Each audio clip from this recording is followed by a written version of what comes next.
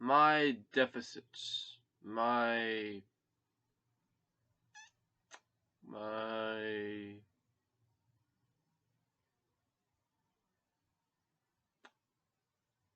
that thing, yeah, that. So, oh yeah, the standards thing. Okay, so perfection. Perfection is actually spiritual maturity.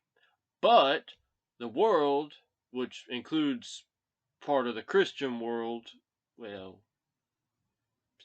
Christian, not God, not the godliness world, but just Christian world. Perfection, as no one can be perfect when perfection is just spiritual maturity. So if you are spiritually mature as Christ is spiritually mature, then you're perfect, because it's not like Jesus didn't have, like, okay, so I'm going to talk about deficits, and Jesus had deficits. That did not make him a sinner. It's not about sin. Sin has nothing to do with having deficits. It just means there's some things that you are not qualified for, and some people are excellent athletes, but have terrible work ethic, and then others have great work ethic, but would not outrun an athlete, would not out wrestle an athlete, would not this, that. Okay, I've talked about that. So now the deficits. I am unable to whistle.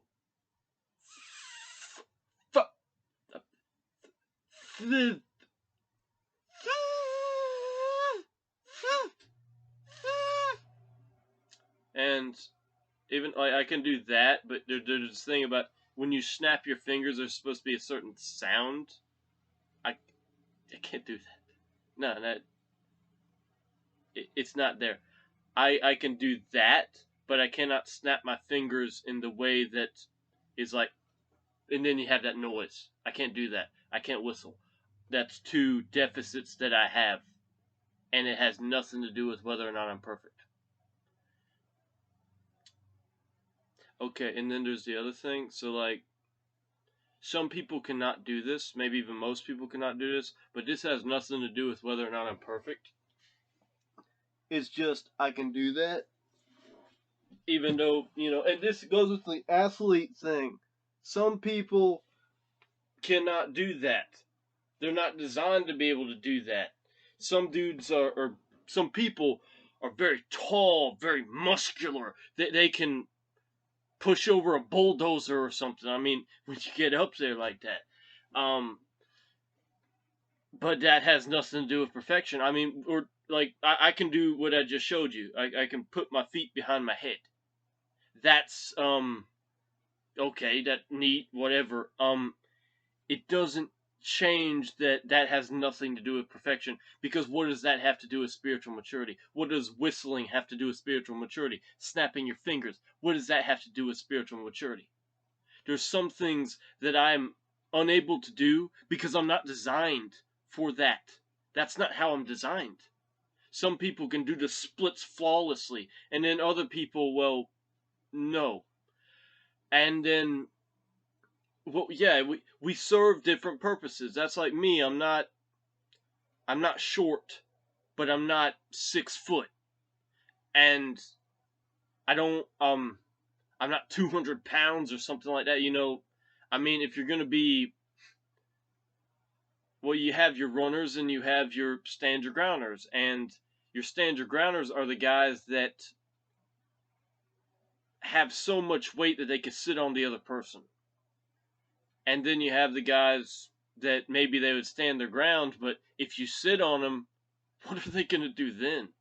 I mean, spiritually, call on the angels or call on God to knock them off of you. I mean, that would work, but physically, nothing. You're just down there while somebody's sitting on you because they weigh more than you. Or they're strong, or I mean, you're wrestling with somebody and they're stronger than you. But whether or not someone's physically stronger than you, whether or not someone's physically smarter than you, it has nothing to do with perfection. Because having the intelligence of, like brain capacity, that doesn't account for wisdom. It doesn't account for understanding. It accounts for something that it's valuable. It's not useless. I mean, that's like an athlete, like a football player that can just run, or a wrestler, that sort of thing. And then you have the people who they're excellent fighters because that's how they're designed. Some people are designed to be big and bulky, and some people are designed to be slim and fast, and not always fast, but I mean just people are designed different. Some people are cool. Like by classification, I'm of the cool guy type, just from how I behave. And then you have people who are more of the shy type. And I mean, well, like there's a classification thing. There's people who they talk to you when they want to, and then there's people who they want to talk to you, but they're scared. In my case, I'm not scared to talk to people, but I don't want to. And I will. And I mean, that's like, so we'll go in with the classification thing. Some people are designed in a more introverted way. Some people are designed in a more extroverted way. I'm an extrovert, not an introvert. And yet, someone may consider me an extrovert because I'm just by myself, just doing something that I want to be doing instead of chatting with the group. Because I don't always want to chat with the group. Sometimes a lot of the time, I just want to me and Jesus talk for a bit. And I guess like that goes with the extroversion thing. If I'm already talking to Jesus, well, I'm satisfied. I've got somebody to talk to. Whether it's an internal dialogue or not, it's works for me. You know, I'd talk to him and read the Bible. Works for me. Yeah, perfection. Perfection has nothing to do with whether or not you fire words. I mean, it doesn't have anything to do with whether you're right-handed, left-handed, or no-handed. That has nothing to do with perfection, because perfection is spiritual maturity. Perfection is spiritual. But when you go in like, okay, so then you have worldly perfection. You have perfect athletes. And I mean, maybe in certain sports I'd be a perfect athlete. But, like, there are certain things that I know I'm not designed for.